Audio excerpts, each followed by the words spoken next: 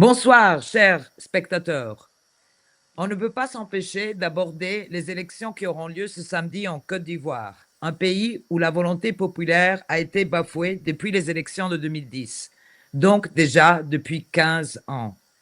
Sur une liste de 60 candidats présidentiels, que 5 ont été retenus, dont 2, Simone Evet Gbagbo et Aoudon Melo, qui sont des candidats de la vraie gauche africaine, des vrais panafricanistes, 2 candidats qui ont dans leur programme le bien-être du pays et une réelle redistribution de la richesse pour la population.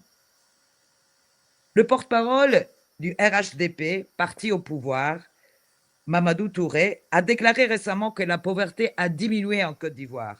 Mais une dépêche de l'Agence nationale de la statistique, corroborée aussi par une récente investigation de Mediapart en France, dit autre chose. 11,7 millions d'Ivoiriens, donc plus d'un sur 3, sont pauvres. Donc la vision pour le pays ancrée sur la redistribution de la richesse est fondamentale et fait part du programme des 2 candidats de la gauche ivoirienne qu'on a. Les élections peuvent entacher des fraudes. J'ai vu dernièrement un reportage excellent de Théophile Kouamouo sur les élections qu'il y a eu au Cameroun. Il y a eu des fraudes massives qui ont été documentées par carrément, vraiment, par le peuple. Donc le peuple, avec les smartphones, ils sont allés dans les bureaux de vote et ils ont filmé toutes les fraudes qu'il y a eu. Donc j'invite les Ivoiriens et ceux qui vont aller voter de nous envoyer toutes les vidéos possibles s'il y a un empêchement ce samedi ou s'il y aura d'autres problèmes par rapport au vote. D'ailleurs, on va afficher le numéro de téléphone auquel vous pouvez envoyer les vidéos en bas de l'écran. Vous le voyez, le numéro WhatsApp que vous pouvez envoyer toute vidéo que vous désirez. Mon invité aujourd'hui, c'est Pierrette Hachi, président de l'association Ubuntu, médaillée pour son développement pour les étudiants, la jeunesse et des sports. Elle porte un intérêt particulier au candidat Don Melo, dont le programme a été discuté dernièrement à Paris, le 18 octobre. Bonsoir Pierrette. Bonsoir Niki, je vous remercie de me recevoir ce soir. Donc, je te demande, qu'est-ce que tu as pu remarquer de cette meeting qu'il y a eu dernièrement à Paris où on a pu écouter le programme de Don Melo? Alors, pour résumer, par rapport au meeting de Paris, ce qui était très très intéressant, c'est que le meeting a axé sur des têtes d'affiche et des têtes de présidents d'associations. Alors, ce meeting était bien calibré parce qu'il fallait le faire, car ce jour-là, le samedi 18 octobre, il y avait une grande manifestation pour la Côte d'Ivoire, pour tous les candidats qui ont été éliminés. Il y a une très, très grande manifestation à Paris. Donc, les Ivoiriens étaient un peu partagés. Mais les gens sont venus au meeting parce que le programme de Don Melo, dont ils ont eu déjà info, leur a tellement plu qu'ils voulaient venir écouter de vive voix les représentants qui menaient la campagne et Don Melo lui-même. Donc, ce qui s'est passé, c'est qu'il y avait des têtes d'affiche d'associations, d'associations de Français, d'Ivoiriens, de la diaspora africaine. Et ça s'est passé dans une salle très intéressante. Et chaque spécialiste dans le domaine par rapport au programme de Don Melo sont allés un peu plus en profondeur pour bien expliquer le programme, la faisabilité du programme, qui est presque déjà conçu, puisque Don Melo, qui était le grand responsable de la Bénet, c'est-à-dire que la structure qui s'occupait des grands travaux en Côte d'Ivoire, avait déjà fait un programme ivoirien qui était financé par un financement inclusif, et ça avait vraiment bien commencé et bien fonctionné. Donc ce programme, en plus, il a conseillé d'autres présidents, par exemple le président Alpha Condé en Guinée, il a conseillé d'autres pays, d'autres nations qui ont appliqué ses compétences. Donc le programme, il est déjà fait, il va l'accentuer. Et pour le financer, ça sera très facile puisqu'il va faire un financement inclusif. Et donc, à cette occasion, l'ouverture de la campagne pour Don Melo, les spécialistes en ont parlé. Moi, je me suis intéressée à un domaine particulier par rapport à mes travaux et c'était vraiment très enrichissant. Et on peut citer le travail de Victor Hachi, qui était le vice-président du mouvement ADM à Paris, qui a géré avec son équipe Françoise Hamon et Arsène Touot la communication, la communication et toutes les invitations qu'ils ont envoyées aux associations. Il y avait aussi la présence de Michel Moyan, qui représente le mouvement ADM à Paris. Et tous ces gens ont reçu, des gens qui sont venus de partout dans le monde. Il y a eu la diaspora ivoirienne qui était représentée, les Américains, ceux qui vivent aux États-Unis a été représenté. La diaspora ivoirienne en Suisse a été représentée. La diaspora au Canada, il y avait un représentant de la diaspora ivoirienne, il y avait un représentant de l'Australie, sans compter toutes les régions de France et d'Europe. Il y avait celui de la Norvège. Donc, c'était un meeting mondial, en fait. C'était un meeting de qualité. Et d'ailleurs, je vous enverrai le lien pour que vous regardiez le film parce que le montage est terminé aujourd'hui. Voilà ce que je peux dire par rapport Oh, à la merci campagne. beaucoup. Merci pour cette introduction sur le meeting, pour cette information. Et d'ailleurs, je sais que vous avez traité pendant le meeting le volet de l'éducation. Là-dessus, je voulais, parce qu'on parlait avant, vous m'avez raconté une anecdote sur Ahmed Sékou Touré. Pour qui ne sait pas, Ahmed Sékou Touré, il était un panafricaniste, le premier président de la Guinée, qui d'ailleurs avait assuré, disons, l'indépendance du pays en 1958, jusqu'à sa mort, il était président. Et vous me racontez un peu ce qu'on disait dans les livres d'histoire en Côte d'Ivoire. Ce n'était pas exactement ça qu'on disait. Et d'ailleurs aussi Touré, Samori Touré, avait résisté au régime colonial français de l'Afrique de l'Ouest de 1882 jusqu'à sa capture en 1892. Mais c'est vraiment raconté autrement dans les livres d'histoire en Côte d'Ivoire. Donc, si vous pouvez rebondir là-dessus, je trouvais cette anecdote incroyable et aussi, disons, vos attributions sur le volet éducation dans le programme d'Omelo. Oui, effectivement, comme vous le dites, effectivement, dans les livres d'histoire, moi, mes grands cousins et mes grands-tantes me l'ont raconté par rapport à l'histoire de africaine.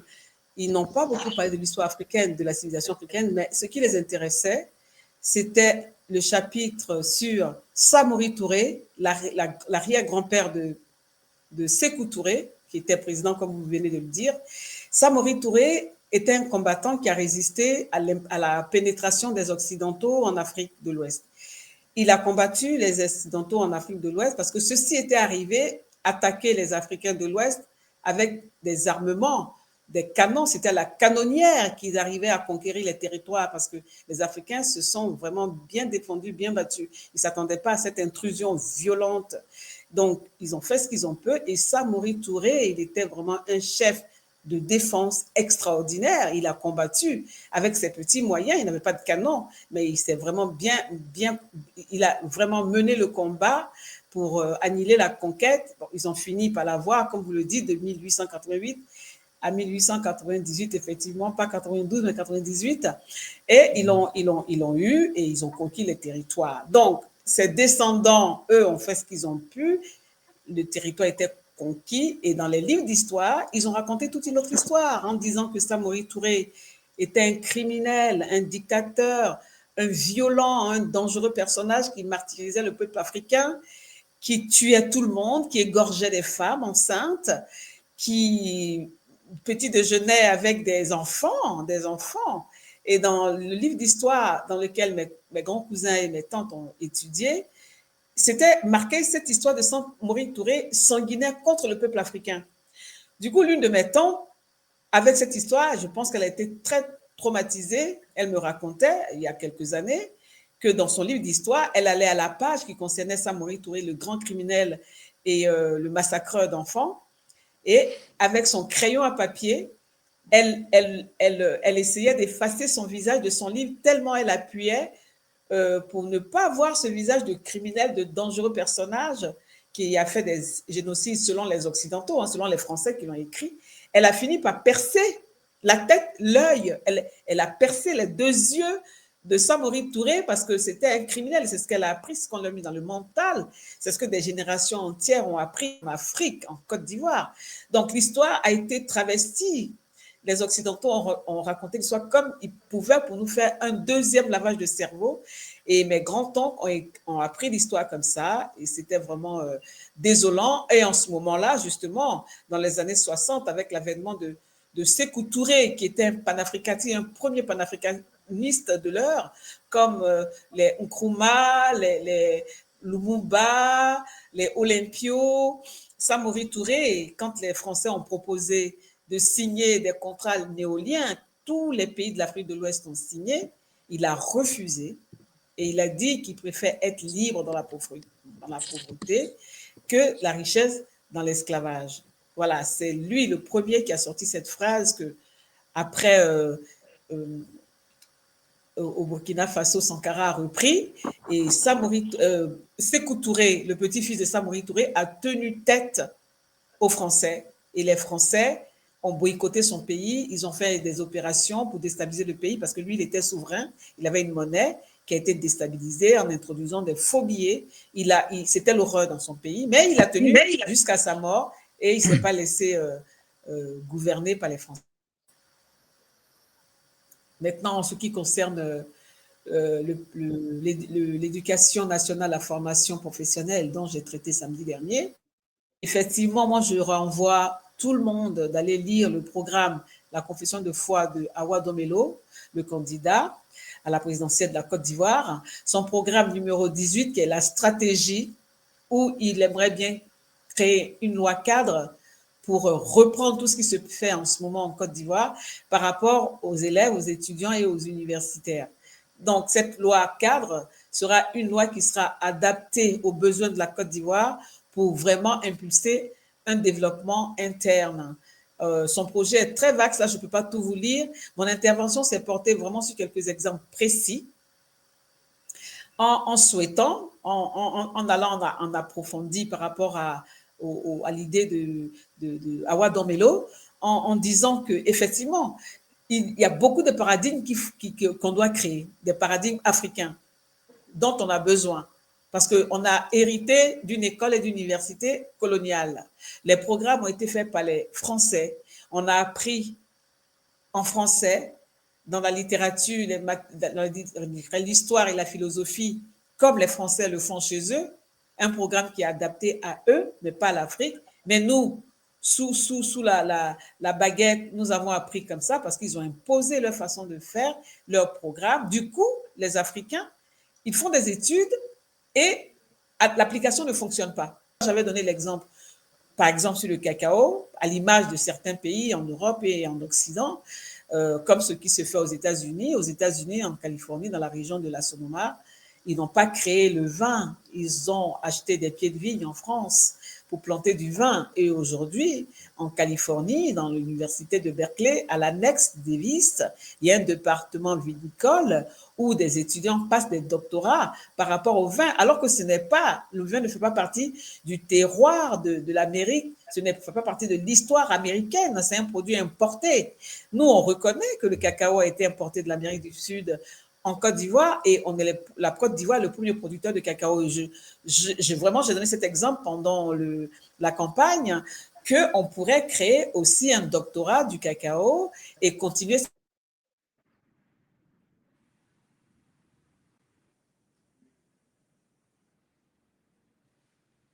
cacao par un doctorat. Et j'ai donné un exemple pour le cacao, pour le vin de palme et pour bien d'autres excellent produits. Comme idée.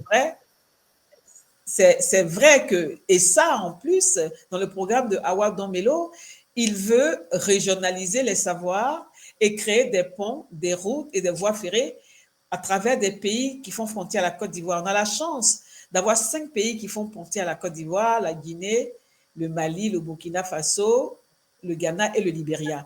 Imaginez-vous que de l'Est à l'Ouest, si dans son programme, et il sait le faire dans Mélo, il bâtit ses grands travaux parce que c'est un bâtisseur pour désenclaver et décentraliser Abidjan et communiquer avec les autres pays aux alentours, voire d'autres après les pays frontaliers, mais ça sera une manne économique extraordinaire et il n'y aura pas de barrière. Il créera aussi des zones franches, c'est-à-dire que, en fait, en partant de l'éducation et de la formation, on embraye sur l'économie. Donc, on voit que son programme est transversal. Si les gens sont bien éduqués, si l'éducation avec des nouveaux paradigmes ivoiriens adaptés, si on couple le savoir littéraire avec le pragmatisme et le savoir-faire, et il le dit assez dans son programme, faire, savoir-faire, le faire savoir, mais moi je pense qu'au bout de 3-4 ans, la Côte d'Ivoire décollera dans le domaine, dans plusieurs domaines, parce que en fait, on ne sait pas volontiers les domaines parce que c'est spécialisé, mais tous les domaines sont transversales. Voilà. Donc, mon apport par rapport à la conférence de la campagne de Awa Domelo, j'ai axé vraiment sur des exemples comme ça, comme celui du cacao. J'en ai des dizaines d'exemples comme ça, qui sont dans un magnifique. dossier, voilà, que je porterai non, magnifique. Et d'ailleurs, par rapport à l'histoire de Sékou Touré, il y a un livre magnifique qui restitue un peu la vraie histoire de qui était ce personnage de la première indépendance de la Guinée. Il y a ce livre de Fanny Pigeot et de Dongo Silla, non, qui s'appelle L'arme invisible de la France-Afrique. Et ça se concentre beaucoup sur le CFA et ça nous raconte comment il a vraiment résisté dans les premières indépendances au niveau monétaire et comme la France avait rebondi avec une opération Persil où franchement ils ont vraiment détruit le pays en amenant de la faux monnaie. Oh là là, mais donc il y a quand même, parce que Dongo Sambasila c'est un économiste et écrivain sénégalais, donc il y a quand même une autre histoire qui est en train de s'écrire et j'espère que ce genre de livres vont être intégrés dans les universités bientôt. De toute façon, je vais passer maintenant à un autre volet très important de la campagne électorale et c'est celui de l'économie. Et on va juste regarder un petit bout d'une vidéo de la campagne du mouvement de génération capable de Simone Eve Gbagbo. Et c'est donc une petite vidéo de la campagne. Et après, on va communiquer. Disons, tu pourras communiquer là-dessus. Quel est, par rapport à Simone, aussi, disons, le programme de développement économique de Domelo? Dans notre pays, l'agriculture est le secteur d'activité le plus pourvoyeur d'emplois. Mais nos agriculteurs souffrent énormément, avec ces nombreuses familles à leur charge. La Côte d'Ivoire actuelle est le pays des paysans sans financement, des champs sans machines, des récoltes non valorisées, des produits vivriers et maraîchers très négligés, une agriculture encore extensive qui accepte les engrais, les herbicides, les pesticides qui sont rejetés ailleurs à cause de leur toxicité, sans pouvoir proposer une alternative pour sauver nos terres qui se meurent de la dépendance aux importations qui menacent notre souveraineté alimentaire. Comment comprendre qu'aujourd'hui, malgré toutes ces potentialités de notre pays, la Côte d'Ivoire importe encore 70% de sa consommation en poisson, 60% de sa consommation en riz et 50% de sa consommation en viande. Comment comprendre que des produits comme le cacao, le café, l'anacarde sont mieux payés dans certains pays africains alors que nos paysans croupissent dans la misère? Le constat est là, implacable. Nos jeunes quittent, désertent les campagnes par faute d'alternative. Nos paysans souffrent sans une assistance réelle. Docteur Simone Eve Gbagbo dit, ça suffit. Les paysans méritent mieux que ça. 15 ans de souffrance, c'est bon comme ça.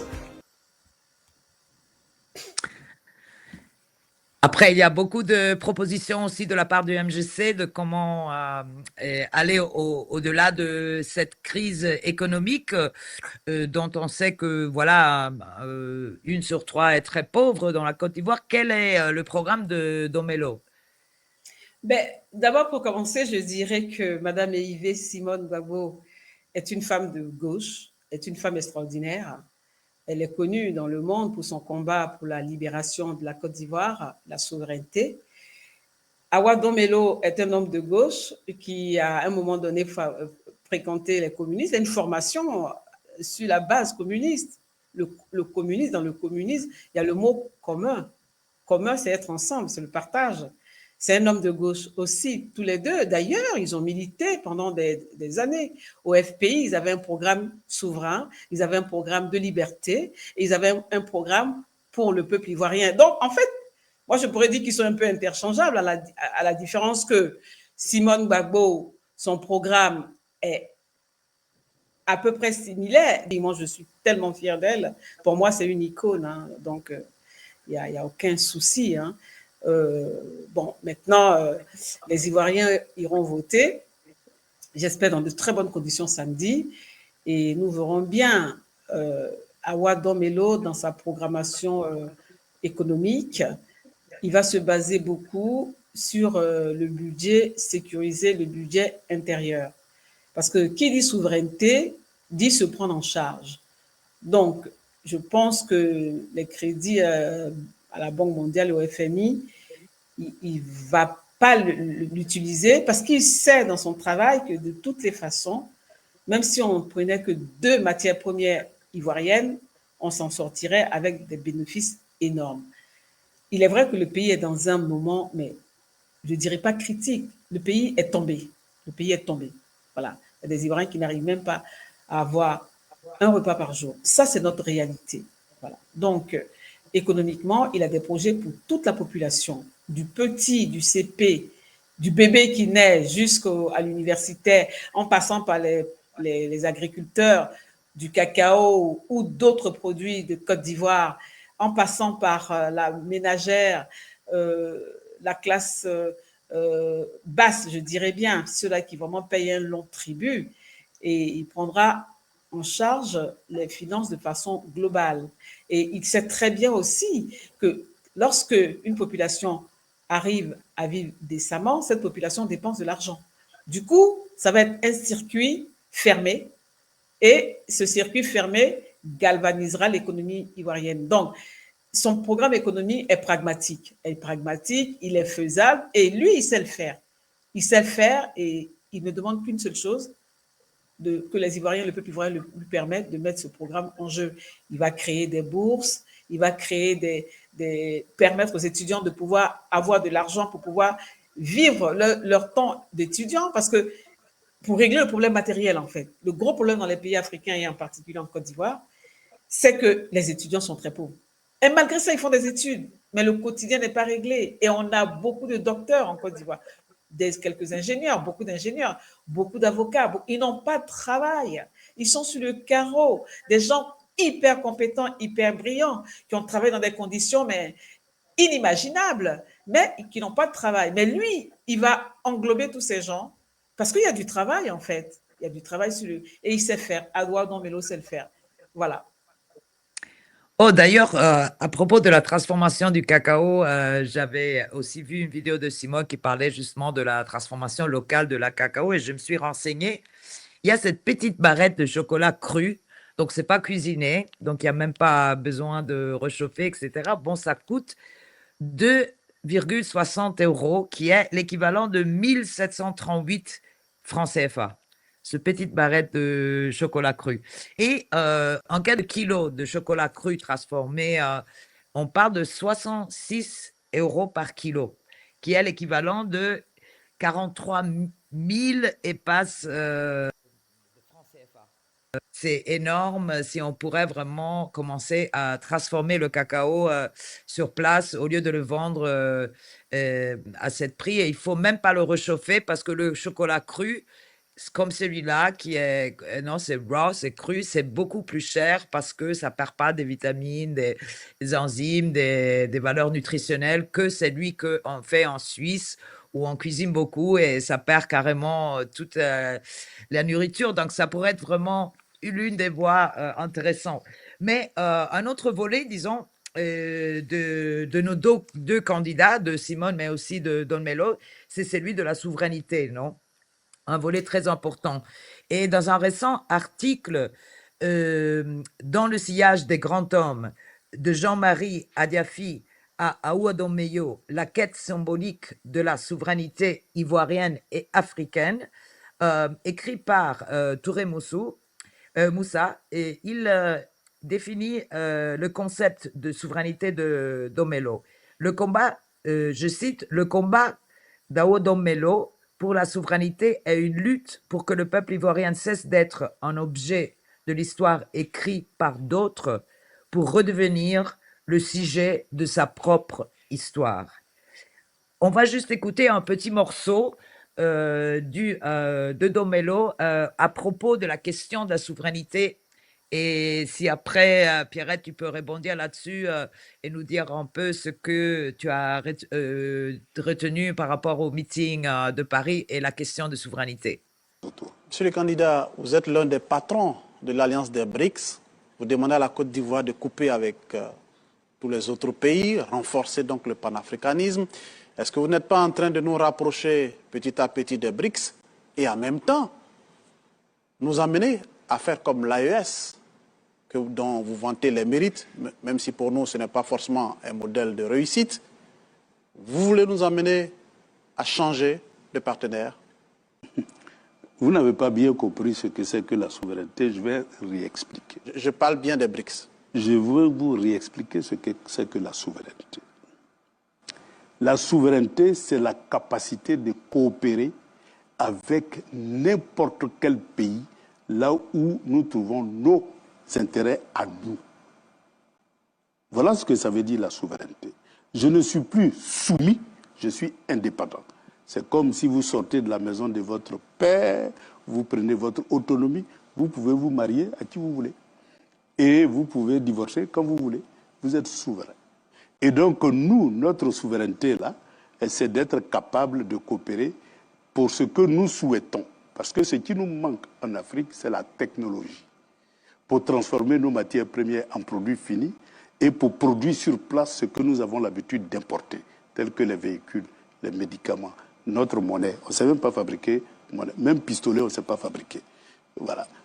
Ça, c'est fini avec moi. Et donc, pour réaliser cela, pour fabriquer une monnaie, j'irai chercher la meilleure technologie, la moins coûteuse. Si elle se trouve en Chine, je vais prendre là-bas. Si elle se trouve aux États-Unis, je vais prendre là-bas. Si elle se trouve en Russie, je vais prendre en Russie. Si elle se trouve en France, je vais prendre en France. Voilà ce que ça veut dire la souveraineté. Et dans un monde multipolaire, ça nous offre d'énormes possibilités de choix. C'est vrai qu'il a bien fait de prendre le temps de vraiment expliquer ce que c'est que la souveraineté. La souveraineté, c'est quelque chose de fondamental pour un être humain. Et c'est écrit, en fait, dans la Déclaration des droits de l'homme. La dignité fait partie de la souveraineté. La liberté fait partie de la souveraineté. La démocratie fait partie de la souveraineté. Parce qu'un être humain sur Terre ne peut pas vivre s'il n'est pas souverain, s'il ne fait pas ce qu'il doit faire pour lui, pour être bien. Voilà, c'est très simple. En fait, c'est la vie de l'être humain dans tous les sens et dans tous les domaines. C'est ça la souveraineté. Et il fait bien de l'expliquer. Et dans Melo, là, sur ce point-là, je comprends son combat et je comprends son programme parce que il n'est pas resté qu'en Côte d'Ivoire ou avec un seul partenaire. Il a sillonné le monde entier. Il a fait ses preuves en Europe, en Afrique, en Asie. Il a vu du pays, il a vu des systèmes politiques, il a vu ce qui marchait, il a vu ce qui ne marchait pas. C'est fort de cette expérience et de cette expertise qu'il le propose dignement à son propre pays. Tout à l'heure, je vous disais qu'il était dans le combat. Il était déjà souverain. mais les éléments n'étaient pas mis en place pour qu'ils puissent le développer en Côte d'Ivoire. Et dès qu'ils ont commencé cette ligne, ils ont été combattus. Ils ont été combattus. Aujourd'hui, il estime que c'est son rôle et aucun Ivoirien ne peut s'affranchir d'aider à libérer son pays. Et la première des choses, c'est la souveraineté dans tous les domaines. Voilà. Oui, je trouve vraiment bizarre que dès qu'on parle de souveraineté, on t'accuse tout de suite d'être pro-pays AES ou pro-Poutine. Ou... c'est vraiment un contresens dans le sens que on est souverain quand on a le choix de choisir un partenariat par rapport aux choses. Et c'est vraiment une accusation un peu bidon. Mais passons vraiment à un autre discours complètement différent. Et c'est celui de la figure de Tidjane Thiam. Donc, j'ai écouté dans un discours récent de Laurent Gbagbo que selon Gbagbo, lui et Thiam, donc le candidat du PDCI, ils ont un point en commun. Et donc, ce point en commun, il dit que leurs pères étaient tous les deux arrêtés en 1962. Et moi, je dis, c'est pas vraiment beaucoup ce qu'ils ont en commun, dans le sens que tout le reste, le parcours, et en particulier le parcours économique et la vision économique, c'est vraiment, les deux n'ont vraiment rien à voir l'un avec l'autre. Thiam, comme Ouattara, a toujours travaillé pour le monde des banques et le monde des fonds d'investissement. Et d'ailleurs, il y a pire que ça. Parce que j'ai demandé à Twitter, donc à l'intelligence artificielle Grok de Twitter, si Thiam travaille pour le Rwanda, un pays qui commet un génocide en République démocratique du Congo. Un génocide qui a coûté jusqu'à aujourd'hui, on parle de 12 millions de morts, 7 millions de personnes déplacées. On parle aussi de holocauste, comme l'a défini Charles Onana dans son dernier livre, non, le livre récent dont il parle sur ce génocide au Congo. Donc, quand je pose la question, est-ce que Thiam travaille pour le Rwanda? Et on sait aujourd'hui que c'est le Rwanda qui pille les minéraux au Congo et tue la population sur place pour s'approprier de ces minéraux.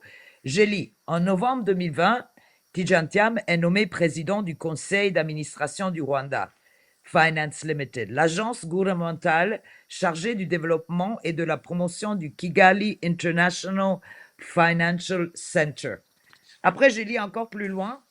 Et ça dit qu'il est président du conseil d'administration de ce Rwanda Finance Limited, une entité gouvernementale chargée de promouvoir le Rwanda comme un centre financier international. Mais il y a encore pire, parce qu'après, je pose la question à Grok, toujours à l'intelligence artificielle qui lit beaucoup d'articles qui sont là dans l'espace de Internet, et je lui demande, mais quel est le lien avec les minéraux? Est-ce qu'il y a aussi un lien direct avec ça? Et je découvre que carrément l'implication est incroyablement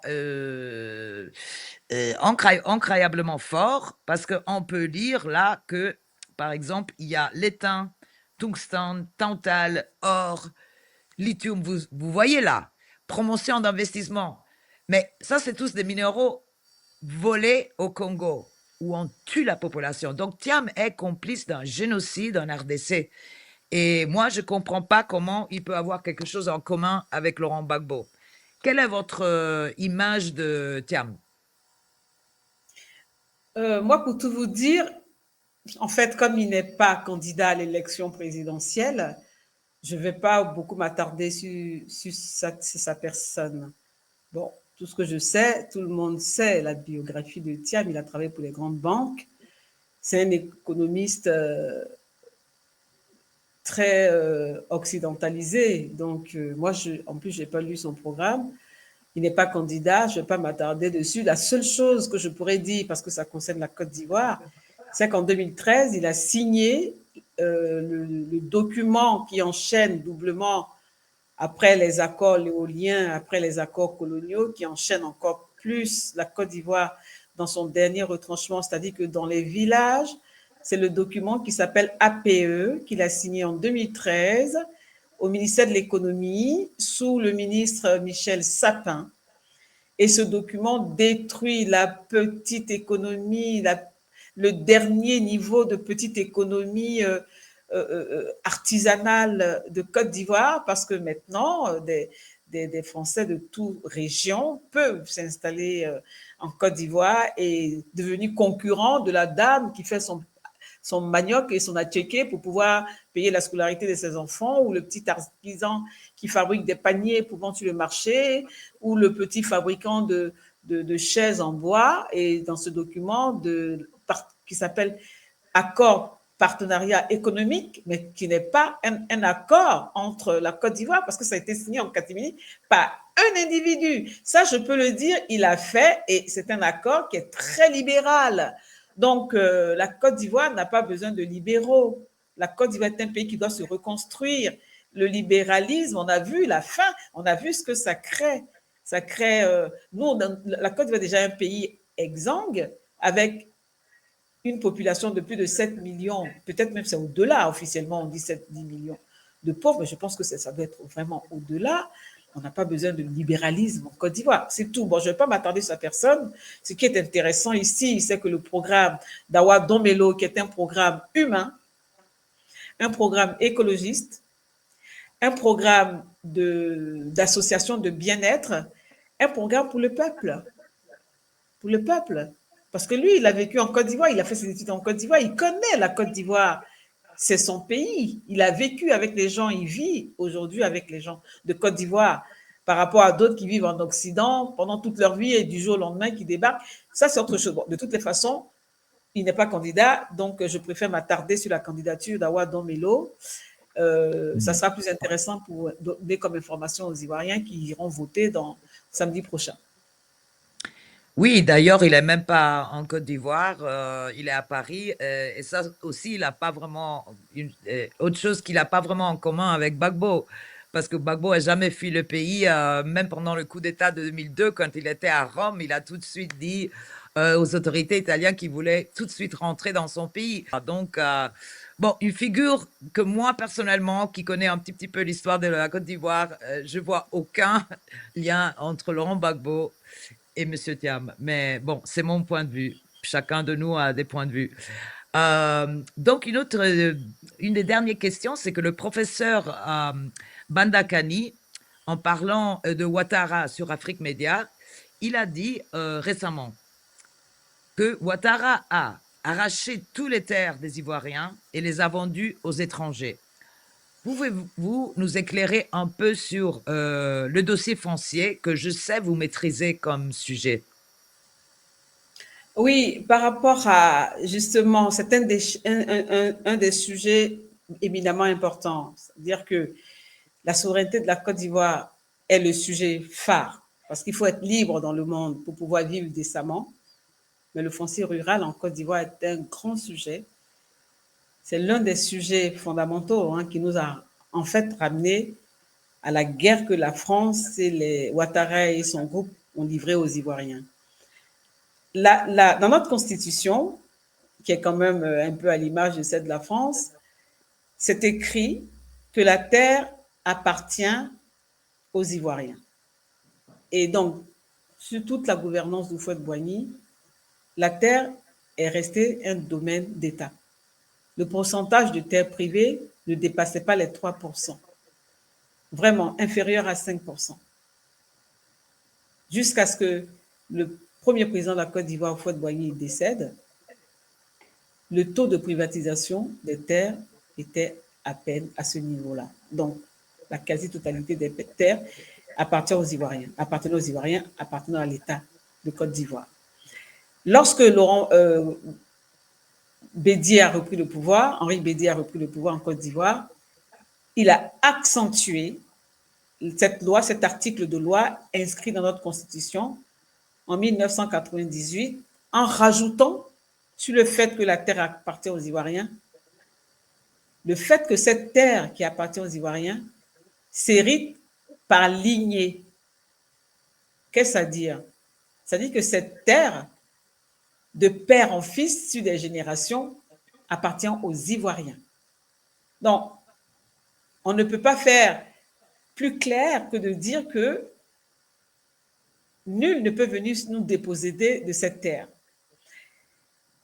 Dans l'histoire de la Côte d'Ivoire, c'est vrai que c'était une terre agricole et qui avait besoin de main-d'œuvre. Et il y a eu beaucoup d'immigration de personnes des pays aux alentours qui sont venues travailler sur les terres. Et l'humanité et l'hospitalité ivoirienne faisant, beaucoup d'Ivoiriens ont concédé des parcelles aux gens qui travaillaient avec eux sur leur terre pour leur donner un bien-être et pour leur permettre de vivre aussi, malgré qu'ils avaient un salaire, qu'ils étaient payés pour le travail qu'ils fournissaient. On leur concédait des terres pour se nourrir, pour faire du commerce, pour faire des cultures d'exportation. Et ces gens-là ont fait venir leur famille, leurs frères de chez eux. Voilà. Et ça s'est très, très bien passé. Il n'y a jamais eu de problème. Jusqu'à ce que Ouattara fasse de ça le point d'orgue. Et c'est comme ça qu'il a rallié tous les étrangers, les immigrés de notre pays à sa cause. En disant que les gens sont là depuis des décennies, ils travaillent sur des terres et ces terres ne leur appartiennent pas. Et que lui, quand il sera au pouvoir, ils auront des titres confiés parce que c'est normal que ces gens qui vivent ces terres depuis des décennies, qui ont fait des enfants sur ces terres, doivent aussi prendre ces terres-là. Alors que tous ces étrangers qui travaillent sur ces terres, dans leur pays à eux, ils étaient formellement inscrits dans leur institution et interdits aux étrangers d'acheter des terres. Et donc, ces immigrés se sont ralliés, la France aidant, ils ont soutenu Ouattara et ils ont fait ce que vous saviez, parce que vous êtes une spécialiste de la Côte d'Ivoire, vous savez plus que moi sur tout ce qui s'est passé, vous êtes documenté, vous êtes une vraie bibliothèque en ce qui concerne l'histoire de la Côte d'Ivoire. Et ça a été un point d'orgue. Et moi, je me suis dit, il faut que je m'intéresse au foncier rural parce que, en fait, c'est ce point clé qui a fait la réussite de la guerre que la France a menée en Côte d'Ivoire. Cela dit, après cette guerre, les Européens, l'Union européenne, les Occidentaux se sont accaparés les terres ivoiriennes, qui a conduit aujourd'hui le problème du foncier rural s'ajoute au problème du foncier urbain. C'est grave, parce que les gens sont dépossédés du jour au lendemain de leur habitat et de leur terrain. Des bulldozers viennent tout casser, des pans de quartiers entiers sur des kilomètres et des kilomètres, et les gens se retrouvent dans la rue, dorment sous les ponts, dans les rues, même dans les cimetières. Et cela, depuis 2010-2011. Nous sommes en 2025 aujourd'hui, il y a des gens qui sont dépossédés.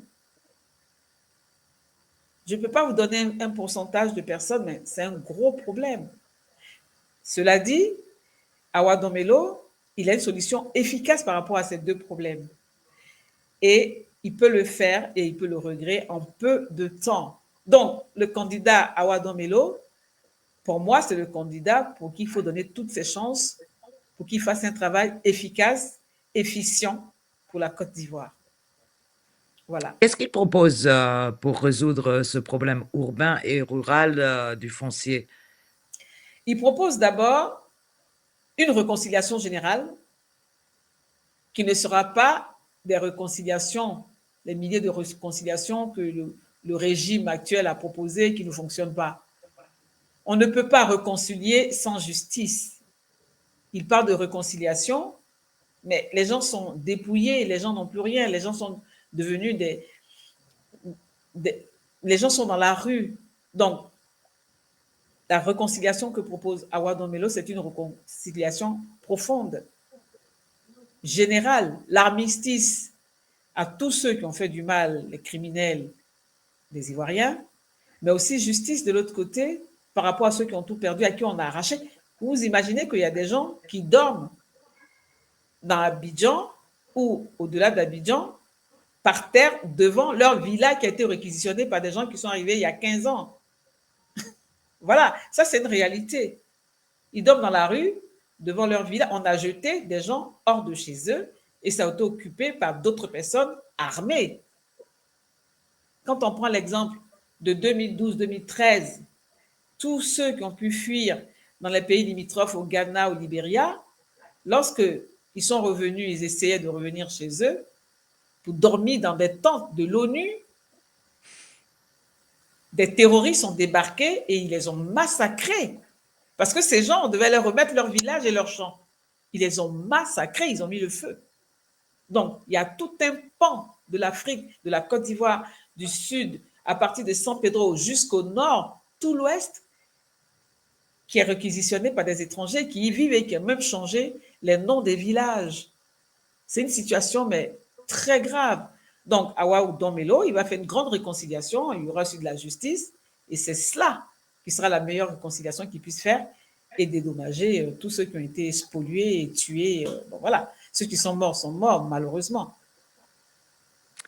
D'ailleurs, c'est même le premier point de Simone Gbagbo sur le fait de la réconciliation. Non, c'était vraiment son premier point sur le programme, vu qu'elle a réussi même à pardonner Ouattara, ce que demande beaucoup de force et disons, de élévation spirituelle pour réussir à pardonner quelqu'un de ce genre. De toute façon, ma dernière question, Pierrette, c'est pour les Ivoiriens de ce samedi, qu'est-ce que vous leur suggérez? Je sais, toutes les polémiques, aller voter, pas aller voter et tout ça, mais au-delà des polémiques qui divisent malheureusement, et c'est un peu ce que Ouattara veut, parce qu'en divisant l'opposition, il gagne. Et il gagne à sa façon. Et qu'est-ce que vous proposez aux Ivoiriens vis-à-vis de quoi faire samedi prochain? Alors, aujourd'hui, nous sommes à la croisée des chemins. Nous sommes vraiment à la croisée des chemins. Si la priorité des Ivoiriens, c'est de reconquérir leur pays, de récupérer leur pays, ben, moi, je pense qu'il faut aller voter pour la personne qui peut le faire dès le soir des votes. C'est ça. Pour moi, c'est logique. Comme vous venez de dire, il y a des divisions dans le pays, il y a un camp contre un autre. Ceux-ci ne veulent pas voter pour cela. Mais si ceux-ci ne veulent pas voter pour cela parce qu'il y a des guéguerres dans cette situation, il faut voter pour sauver la Côte d'Ivoire. Il ne faut pas voir des individus, des chefs de parti. Il faut d'abord sauver la Côte d'Ivoire et après, à l'intérieur, régler les problèmes. Parce que s'ils ne sauvent pas la Côte d'Ivoire, ils ne pourront pas régler les problèmes. Donc, on n'a pas besoin de réflexion. On a besoin d'être pragmatique et vivre dans le réel. La Côte d'Ivoire nous a presque échappé. Elle est partie. Si samedi, les Ivoiriens ne vont pas voter pour le candidat Awa Domelo, qui lui a déjà tout réglé, il a laissé, il suffit de la transformer. Et Awa Domelo, c'est un Ivoirien. Donc, il a dans son programme aussi parlé de travailler avec tous les autres partis. Donc, tout le monde y gagnera. C'est pas sa réussite, s'il est élu, ça ne sera pas confidentiel. Il a besoin de tous les Ivoiriens, de tous les Ivoiriens. Si même il y a des disputes, ils vont mettre les disputes à gauche, ils vont faire le travail pour la Côte d'Ivoire. Ça, c'est la priorité de tous les Ivoiriens. Donc, moi, j'appelle vraiment massivement à transformer l'essai, à voter pour Awa Domelo. Parce que lui, il sait le faire. Il le fait, il est en train de le faire, et il sait le faire. Parce qu'il y a des preuves, il y a des exemples partout. Moi, je n'incrimine personne, mais là, nous sommes à la croisée des chemins. Il faut absolument qu'on transforme l'essai et qu'on récupère la Côte d'Ivoire. Ça, c'est la priorité de tous les Ivoiriens. Il n'y a aucun argument qui viendra contrecarrer ce que je viens de dire. Aucun argument viendra dire, oui, mais aujourd'hui, les Ivoiriens doivent récupérer leur pays. Un point, c'est tout. Voilà. Non, merci. Et d'ailleurs, c'est vraiment en allant aux élections que peut-être on peut même imposer un résultat à faveur d'un changement, comme on a vu aussi en 2000 avec Gay, non? On peut quand même imposer après le changement dans la rue si, en cas où Ouattara ne respecte pas des résultats. Mais si on n'a pas les résultats, on peut même pas imposer une victoire, disons. Donc, ce serait très malheureux de le laisser encore là Et même si je crois que son temps est fini, je crois il a quand même compris que son temps est largement fini, et vu qu'il est illégalement au pouvoir depuis 2011 maintenant. Donc, on parle vraiment d'une usurpation de 15 ans au pouvoir et ça, c'est assez grave. Bon, je vous remercie beaucoup. C'était très, très intéressant de écouter le programme en détail de l'un des deux candidats de gauche. D'ailleurs, je tiens à répéter que les deux se ressemblent beaucoup. Il vient d'ailleurs du même parti, du même parcours.